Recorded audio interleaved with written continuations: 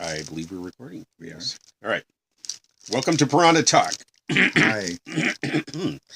Our second recorded version since we figured out how to hit the on button. Chapter 153, Diseases. Dhanvantari said, Sushruta, I shall now describe the pathology of arochika, non-relish for food. 3 types of arochika are caused by the 3 humors, severally situated in the tongue and the heart. 4th type of arochika is caused by all the 3 in combination. 5th type of arochika is caused by the dejection of the mind. If wind is the cause, the mouth has an astringent taste. If pitta is the cause, it has a bitter taste. If kapha is the cause, a sweet taste is experienced.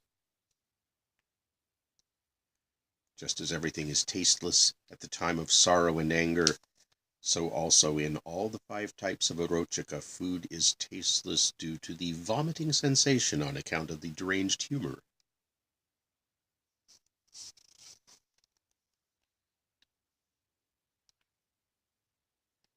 I could try to say something funny about deranged humor.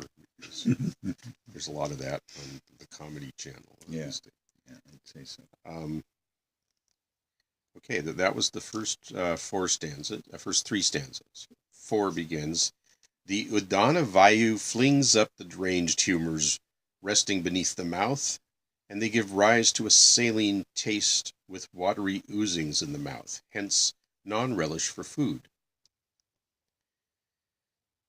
It pains the umbilical region in the back. The food taken is cast to the sides. The patient vomits bit by bit small lumps of frothy astringent matter. Delicious. So So it's just sort of, it's going through all the things that could put you off for food. All the different humor imbalances and stuff that cause it. Mm-hmm. Due to the action of Vayu, there is an eruption with loud sound that dries up the mouth. Hiccup with hoarseness of voice is also observed. If the attack is by the deranged pitta, the patient vomits something like saline water mixed with blood. It is sometimes greenish-yellow in color, bitter and pungent in taste. Thirst, fainting, and a burning sensation in the body are the further characteristics.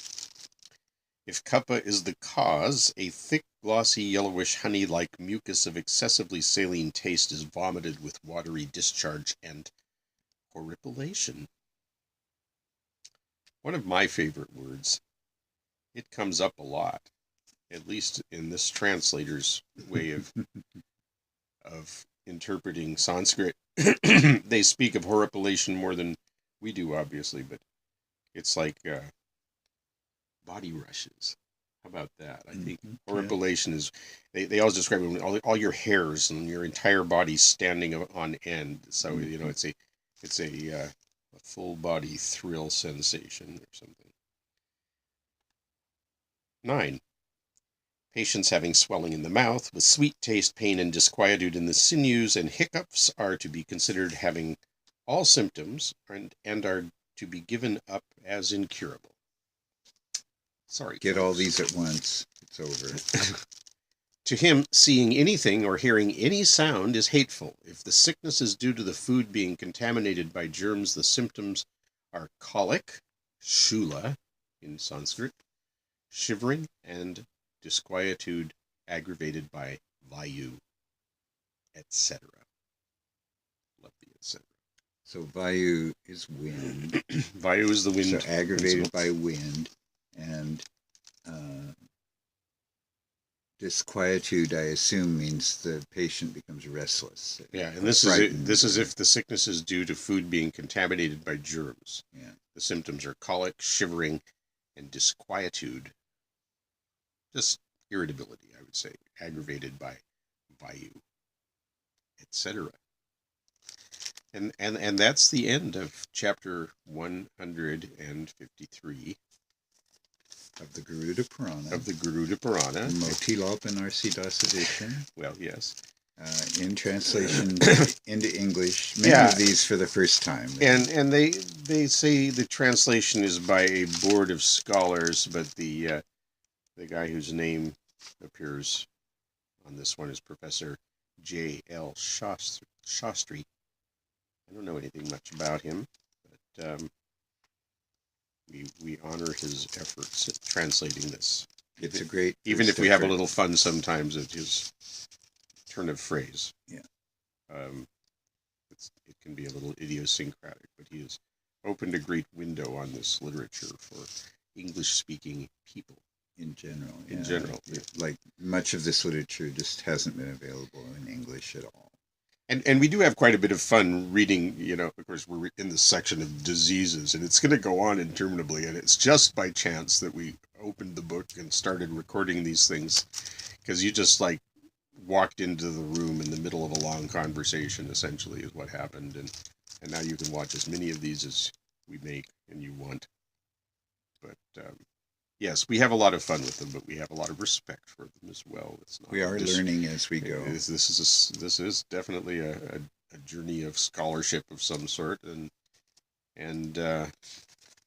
fascinating stuff, and all over the place. Yeah. But within the confines of specific categories of understanding, the Puranas are very specific formally in determining there are certain things you have to have to be considered a Purana, including things like lineages of kings and we've read lots of that. Descriptions of sacred places and the sacred geography of India.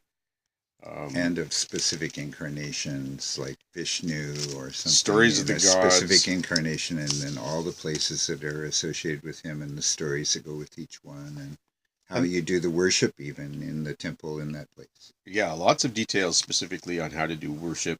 The Garuda Purana has dealt a lot with death and with rituals done at the time of and after death.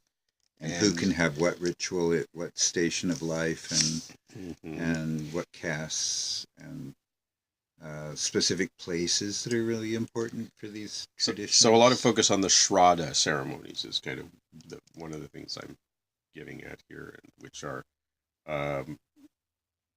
which seem to help remove obligations that you may still have to people who have died. And so especially your ancestors, the people that literally made it possible.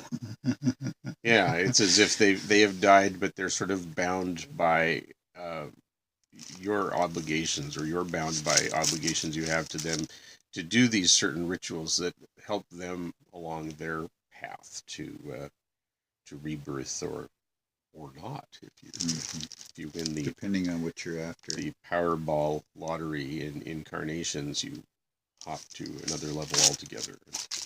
And some traditions are more transcendental, and some would rather come back. So the Garuda Purana, since we're prattling on it a little bit, it was a short chapter, but the Garuda Purana, is on the surface of Vaishnava Purana, because Garuda is the eagle-like bird that is the mount, the Vahana of Lord Vishnu. However, the Garuda Purana, unlike the one that we had just finished reading, which was the Bhagavata Purana, the Bhagavata Purana was full of proselytizing, if you will. It reminded me of Veda hammering thumping on something. You were like hammering. I had the impression, at least, that there was a core Purana, a beautiful, core Purana. I mean, it's all a wonderful thing. I'm not putting it down, but it looked to me like it had gathered accretions of sectarian interpretation over the telling, in which there were inserted particular passages that encouraged the worship of Vishnu, particularly in the form of Krishna, as really your only hope, which was interesting. The Garuda Purana seems to be much more cosmopolitan in its perspective in reality, even though in title, you would expect it to be another Vaishnava text, but it doesn't And it really push does the both. faith in the like same way. Lakshmi in one breath and Shiva in the next.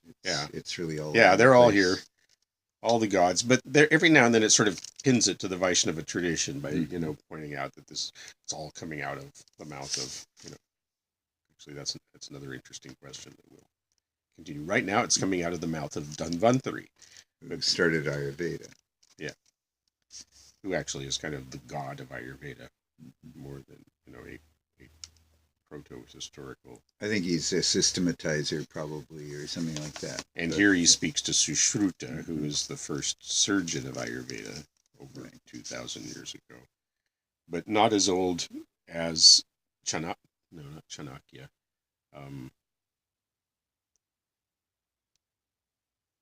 The other guy. Good old, what's his name? Charaka. Charaka. I had to think of the Charaka Samhita, which is, and those are clearly historical personages. I say clearly until somebody shows me I'm wrong, but they seem to be historical personages who are responsible for writing these very, very early medical texts. Which we have in translation. You can get this. Sorry, I'm so aggravated today. I think that's it. Okay. Well, very good. We were the Purana guys. Thanks. Alan, Leon. See you next time.